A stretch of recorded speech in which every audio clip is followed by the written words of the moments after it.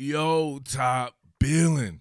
Top Billin got a bed with your boy, a little under the weather here, but we continue to work, so it's all good. So coming at you guys after this Tennessee-Georgia game, one in which Georgia eventually put the boots to them boys, like you should expect Georgia to do, being as though Georgia is at the forefront of college football, definitely one of the top handful of teams that you could expect or should expect to be in the national title picture, no doubt about that. Got to give shout-outs to the University of Tennessee. Those boys competed. Now, you can say what you want. Them boys competed, man. They were up at the half. In my opinion, they did very good against the run, right? So that was something that I thought about beforehand, right? You know what's funny, man? People always got to run back in the thing, right? People don't ever actually watch content. They read the title and then comment, right? Because they're lonely. Like, absolutely lonely people. They don't have nothing better to do than to peruse the internet and then look at a title and try to comment on something, right? Like, if you actually watch the content, what I did a great job priming people for the University of Tennessee, and I don't have any Tennessee content for people to look at. What did I say? I have a ton of Georgia content. You guys can see that. I want to prime the people for Tennessee in an effort to prepare people for this matchup, right? I don't know, though, man. This shit be crazy. Matter of fact, let's look at some of the things that I said here that people are overlooking. Do I expect Tennessee to beat the University of Georgia? I expect Georgia to win this game. I really do. Both sides of the ball. So that should be pretty cool to see it go against a potential juggernaut in the University of Georgia. It's on strength, good on good, and stuff like that. The damn offensive line for the University of Tennessee is the most talented offensive line in the country, right? Which is usually said about the University of Georgia. However, this particular season, maybe next season as well, Tennessee has that on lock, man. Those boys are doing big things right there. And they have a little depth along the offensive line as well. Georgia's offensive line is very good as well, but Georgia's defensive front, you could say perhaps is the best in the country. It's lived up to the billing thus far, right? It has top billing, and it has lived up to that thus far. All right, so there you go. So what are we doing here, man? These people have to be lonely, devoid of love or something like that to be running back up here and just making up stuff. None of that shit, whatever that stuff you saying, none of it was said. I said Georgia was going to win this game. I said that Tennessee had the most talented offensive line in the country. I didn't say they had the best, the most talented. All those guys are guys that I covered. They were highly sought-after guys. Wanye Morris, Trey Smith, Brandon Kennedy, Cade Mays, Darnell Wright. Georgia fans wanted Darnell Wright bad at the end of the recruiting process. He doesn't even start at Tennessee. Jerome Carvin started. They are super talented. But what did I say? They're going against the best defensive front in the country. It's football. And nowhere did it say, like, because they have the most talented offensive line in the country, that means that they were going to beat Georgia, or did it mean that they were even going to be able to do anything against Georgia in the run or anything like that, because it's football, right? And I'm a defensive guy, so you know how I feel about that. But Georgia's offensive line, Tennessee's offensive line doesn't play Georgia's offensive line. It plays Georgia's defensive front, and Georgia's offensive line plays Tennessee's defensive front, right? Captain Obvious stuff right there. So I don't understand what people to talk about with that, but man, that's neither here nor there. I want to get into some of the stuff that I like that I saw from Georgia in an effort to really hone in on this game, this Alabama game, because that's the game we've all been waiting for. These guys always play each other close. They're making some straight classics, and I cannot absolutely wait for Alabama and Georgia to lock horns. You can see how their teams are. It's kind of differentiating to me now, right? Alabama looks super finesse, super powerful on offense.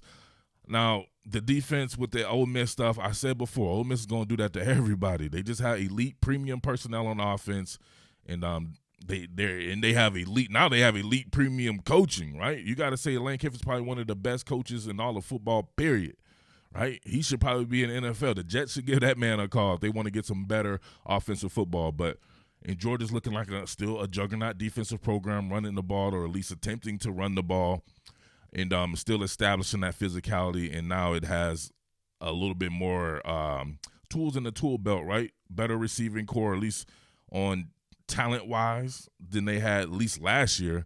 And then a different type of signal caller. So a different way of operating, too, if we see some of this stuff right here. As a matter of fact, let's go ahead and get into this right here. All right, so Georgia loves to work the middle of the field now. So I was what I like to do on certain things is really look at people's tendencies, right? I want to know, what are they doing on certain hashes? If the ball is in the middle of the field, where do the throws usually go, right? So with Stetson Bennett here, they've become what Joe Burrow in LSU was last year. I said it. I did this same shit before. All that LSU content. It looks like 90% of the throws are going to go right here. Right here. They want to. Those are your easiest throws, right? People always poo-poo on throwing the ball outside the numbers. Those are your harder throws. These are your more. These are your easier throws, but they come with more traffic. So if you make a mistake here, which we saw in the game, right, it could be perhaps more likely to be intercepted there. But they do a good job of kind of making sure that they have in-breaking routes and they widen the field as well. So if you see here, you got a couple of numbers grips out here. You got Jermaine Burton. He's getting vert. I think John Fitzpatrick right here running an out route. But it's really just to get the middle of the field open here. So you're going to have Kyrus Jackson coming in, looks like on a bang 8. Same thing here, backside with George Pickens. So he'll be looking at pretty much these two. He wants to look the safety off, but he wants to come back to the middle of the field because that's his bread and butter and what he feels the best with.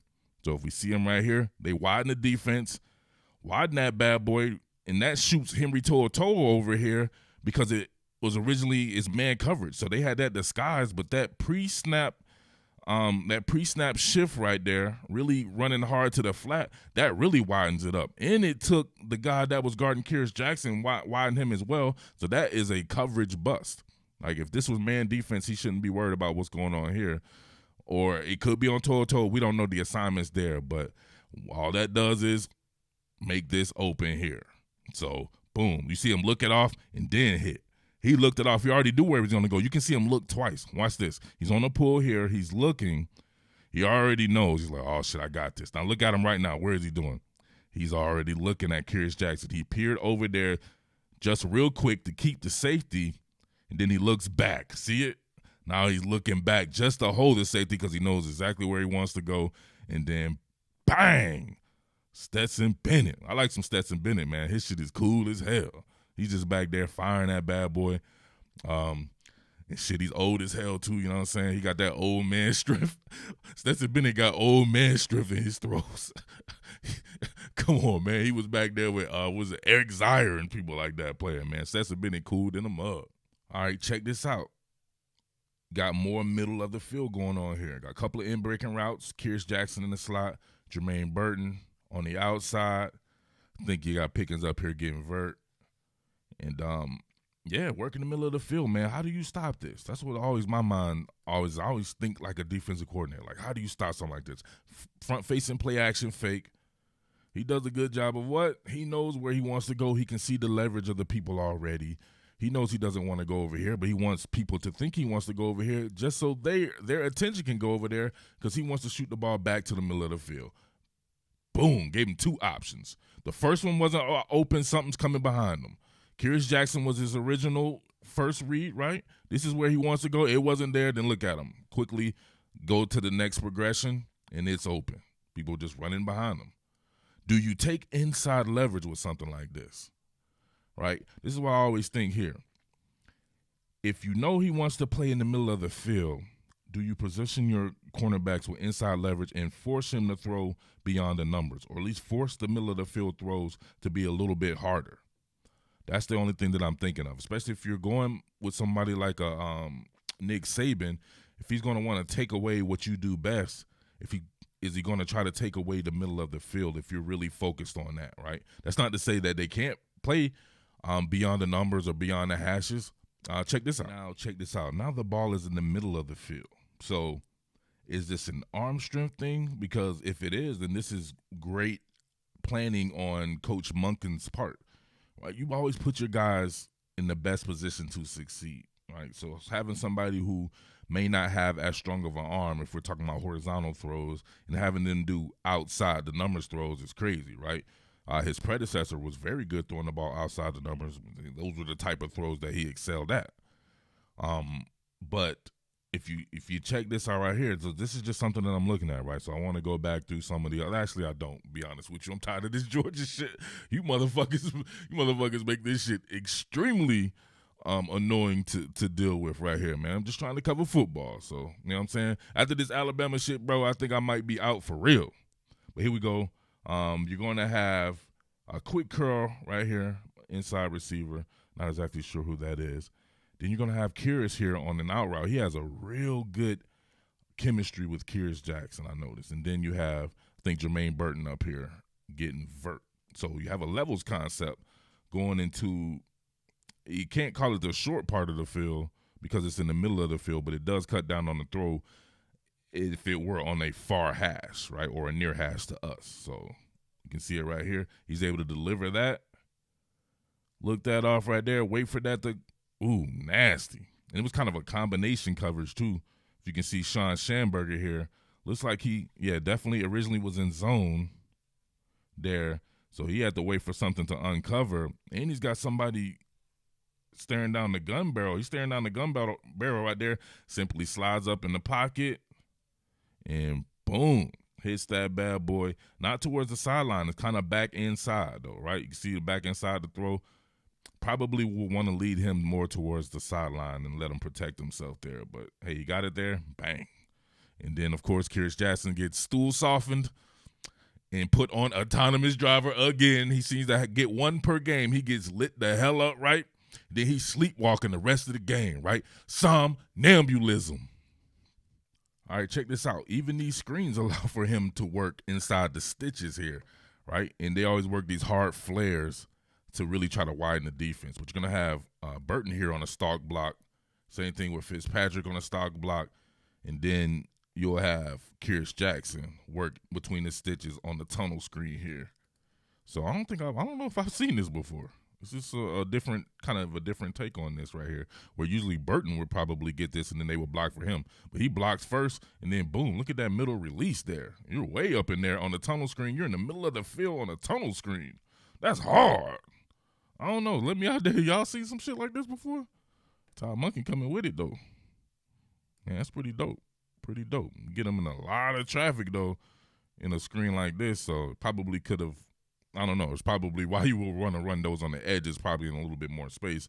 But then again, it gives your eyes something more to work with. So that's what it's about, giving these people a lot more shit in their vision path and that they have to think about, especially down the road in the game.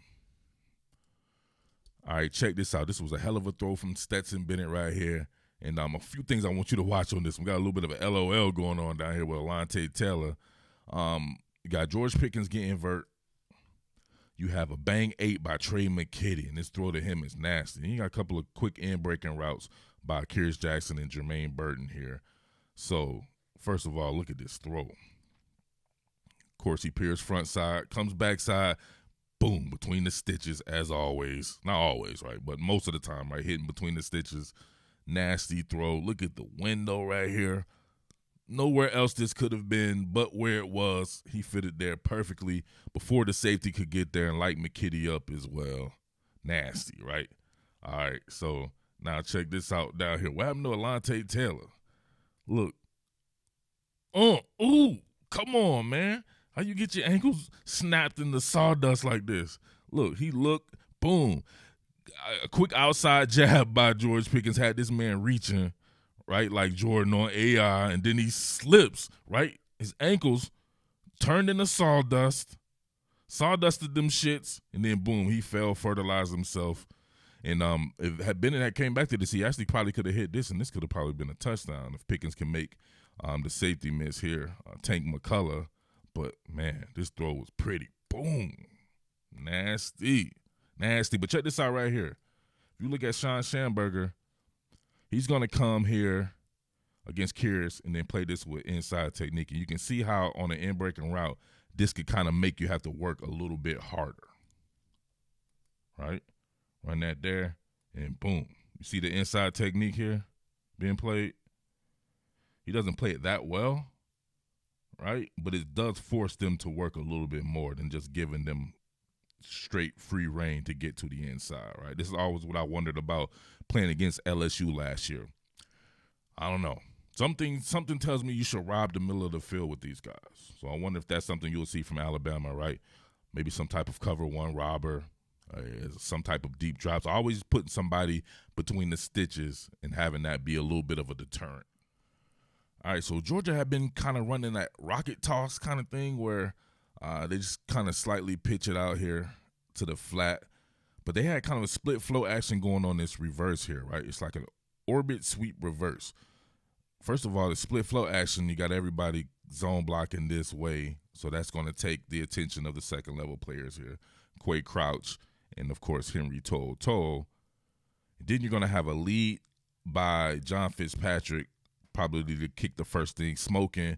And then he'll fake the pitch, and then behind him will come your man Jermaine Burton on an orbit motion. So he comes behind him. So it's a little bit different, right, than if it were a tap pass, the ball would be incomplete. He does throw the ball behind him, so that would be a fumble. But, man, it's well executed, real snazzy, boom, real quick hitting too. So you wonder where do they run this at if they do it in the middle of the field, because that makes it a little bit better. Maybe if they were to do it to the boundary and make it even more quick hitting. But as you can see, man, this hits real quick. Bang, look at that. You see the flow with everybody flowing with that zone flow? Right, nothing but pretty much down blocks and zone flows there. Everybody running that way. You can see Kevon Bennett here. All those guys' attention is that way. And then bang, hit him coming back the next way. And Jermaine Burton, man, looking very good out there. Just like I thought, right? Baby Odell Beckham. But, man, imagine if Dominic Blaylock were healthy as well. That's a lot of people. Kyrus Jackson, Dominic Blaylock, George Pickens, all of these dudes. Fertilizer. Down goes Fitzpatrick. That's hard. All right, one more again on this bang 8 to Trey McKitty. Now, think about Trey McKitty going against Jeremy Banks here. Pretty good matchup. But, man, against Alabama, with it being Dylan Moses, then it becomes, all right, man, how do people fare then? Like, that's the chess part of it, right? Man, I cannot wait to see these people match up, man. But this is another good throw right here. Put it where it needed to be. Let them get down. But check this out right here. This was a faux pas, right, that could have really gone against them, but it ended up not. But we got to see how this was derived. All right, so this is going to be the last one right here. There are some certain aspects that I want to come back to. Probably will only do that on my Patreon. I'm not sure, right? So I was supposed to hype this game up, right? This is the one game we've been waiting for, Alabama, Georgia, so I may come back with it. I'm not totally sure how I'll handle that, but showing Tennessee's offense versus Georgia's defense, like, come on, that's not fair. Not fair at all, right? Georgia has a vastly better defense than Tennessee has offense. We know that Tennessee has been offensively challenged, and it's hamstrung with one of the worst quarterbacks that I think I've ever seen, for real. Garantano is terrible, man. He's like 35 years old, still making freshman mistakes and stuff. I don't never like to blame stuff on the quarterback, but I think Tennessee is going to be a very good team here over the next couple of seasons. I still think they'll be very good this season, but they're going to have to get another quarterback, man. So, if I'm saying that shit, then something has gone wrong with your quarterback. But other than that, man, Alabama's offense is light years ahead of where Tennessee's is as far as the personnel goes, right, especially at the quarterback position. So Georgia will have its hands full with that, but they'll have their hands full with Georgia's defense as well. So that's going to be a good juxtaposition there, something that I just can't wait to see. It's going to be worth its weight in gold from an entertainment standpoint, and we should all really celebrate that. But, all right, so this last one right here, this was a blunder from your man Stetson Bennett. You're going to have a Yankee concept.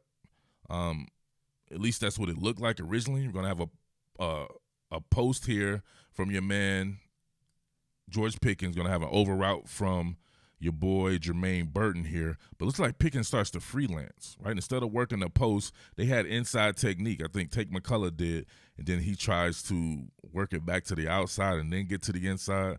So this was on Bennett because he stared this down. Back to the basket, play action fake, immediately stares it down. Looks like it's going to be a two-deep shell, but if you stare it down and there's no immediate threat over here for this safety, then he can just work where your eyes are. So I want you to watch Pickens. He comes out of this right here, right? Initially a cover two, and then look, boom. He starts to the post like it was originally intended, but then he sees the inside leverage, and then he works back upfield. Like, I don't understand that. You can't freelance on a route. Bennett has already let that bad boy go. He underthrows it, right? Does underthrow it. However, Pickens is unable to get back to where he needs to be at. And boom, this was a pick that was subsequently dropped. So on film, you'll get a mark for that because you threw a pick. They just so happened to have dropped it. So that's something to look forward to on some of those deeper throws, what the arm strength is like on that in that manner, at least from those type of deeper throws. He does good with the fade routes, though, right? The shorter fades, he's money with those. So I don't know, man, but let me know in the comment section. We'll have some more on this during the week as far as the Alabama-Georgia thing goes. Props to Tennessee. Tennessee played his ass off, at least in the first half, before, that working roster goes to shits, and then you need depth. Georgia has depth beyond belief, and Georgia is just super talented, the best defense in the country, and it did its thing, man. So can't wait to see that. But, hey, man, check back with your boy for more. Get off that goofy shit, man. I'm just here trying to cover football, and peace. What more can I say? Top Billin.